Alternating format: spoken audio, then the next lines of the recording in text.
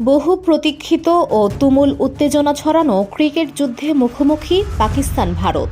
রোববার দুবাইয়ে অনুষ্ঠিত এ ম্যাচকে ঘিরে সংশ্লিষ্ট দেশসহ দক্ষিণ এশিয়ার ক্রিকেট প্রেমীদের মধ্যে উত্তেজনার পারদ পৌঁছে যায় চরমে।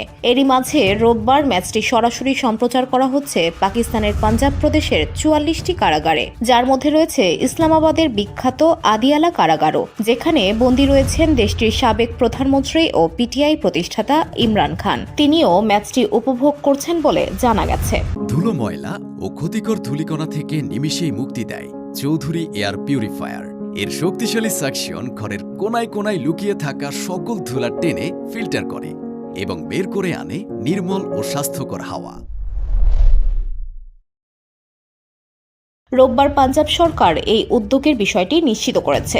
খবর জিও নিউজের। পাঞ্জাব হোম ডিপার্টমেন্টের মুখপাত্র জানিয়েছেন, বিশেষ ব্যবস্থার মাধ্যমে কয়েদিদের এমনকি শিশুদের সংশোধনাগারেও এই উত্তেজনাপূর্ণ ম্যাচ দেখার সুযোগ দেওয়া হবে। পাঞ্জাবের হোম সেক্রেটারি নুরুল আমিন মেঙ্গল কারা মহাপরিদর্শককে নির্দেশ দিয়েছেন, ম্যাচটি সরাসরি সম্প্রচারের জন্য যথাযথ ব্যবস্থা নিশ্চিত করতে হবে। কারাগারের সংস্কার উদ্যোগ। এদিকে পাঞ্জাব সরকারের কারাগার সংস্কার নীতির অংশ হিসেবে কয়েদিদের পুনর্বাসনে ইতিবাচক পদক্ষেপ নেওয়া হচ্ছে।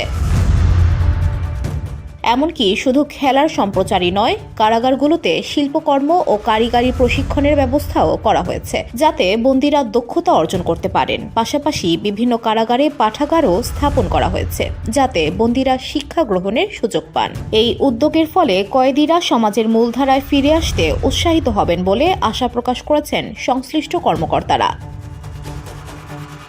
VOD Bangla news desk.